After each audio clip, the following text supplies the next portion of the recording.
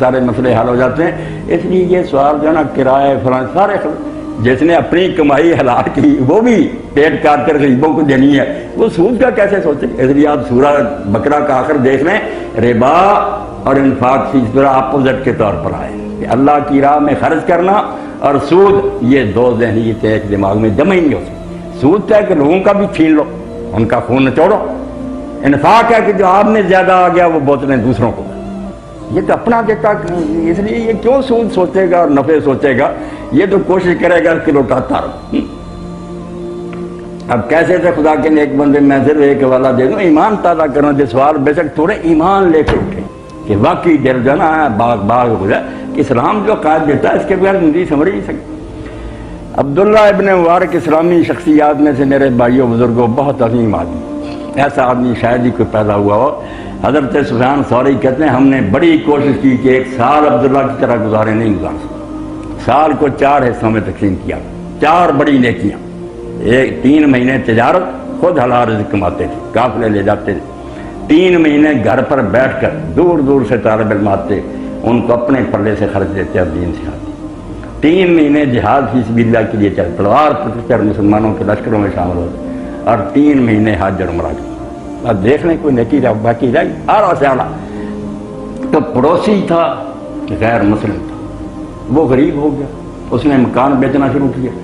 گاہک جب آئے تو انہوں نے کہا بھائی کتنا ہے تیرے مکان کا بھاؤ؟ اس نے کہا 2000 درہم۔ انہوں نے کہا جس سے جی چاہے فیصلہ کرا رہا یار 1000 درہم کا۔ اب کافر نے کہا کہ میں خود مانتا ہوں میرا مکان 1000 کا۔ تو انہوں نے کہا 2000 کیوں مانگ رہا؟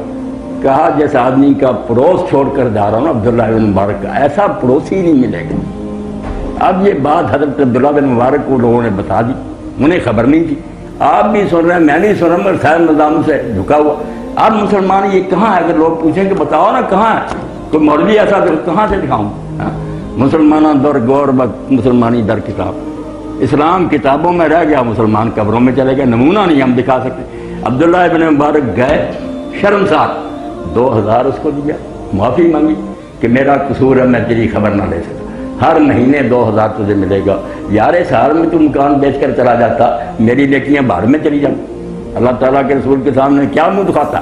حضور کہتے ہیں میرا امتی تھا، دولت تیرے پاس، تیرا پڑوسی غریبی کی وجہ سے مکان بیچ گیا۔ اب جو ایسا کریں کہ اپنی دولت اٹھائیں، وہ کیوں بہانے ڈھونڈیں گے کہ ہمیں کرایہ اور لیز اور مرابہ پر؟ یہ مولوی والے ہیلے نہیں کریں گے، وہ تو اپنے پلے سے بیچے جا رہے کہ دو اس میں نفع ہے نقصان کے۔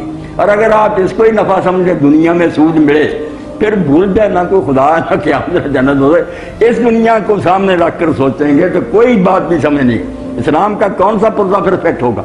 اگر اگلی دنیا سامنے ہوگی ہر شے سمجھ آئی کہ یہ پاگل پن نہیں ہے۔ اب دیکھیں نا قید ہو گیا، بالکل لوگ بھوکے مرنے شروع، آمر مادہ کرتا، خاک اڑنے لگی۔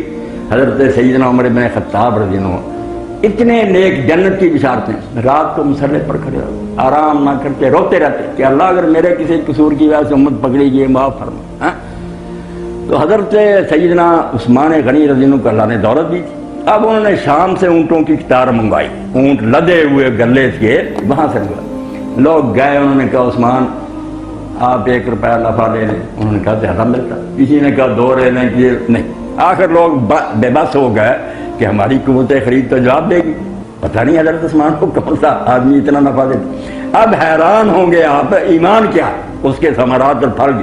صبح ہی منادی نے مدینہ کی گلیوں میں آواز دے دی کہ جس شخص کو جتنی ضرورت ہے وہ عثمان رضی اللہ عنہ کے دروازہ سے اپنی ضرورت کے مطابق مفت لے جائے۔ اب لوگوں نے پوچھا آپ تو کہتے جتنا نفع ملتا، یار آپ نے فرمایا قرآن نہیں کہتا کہ اللہ کے راستے میں 1 دانہ دو گے 700 گنا بڑھ کے سے کون دے سکتا تھا؟ میں اللہ کے نفع کی بات کر رہا ہوں۔ اس لیے میرے عزیزوں بزرگوں بھائیوں، جب تک ایمان سمجھنے نہیں نہ آئے یہ اسلام کے بارے میں سوال حل نہیں۔ دنیاوی دماغ لے کر آپ پوچھیں میں کیا سمجھا سکوں؟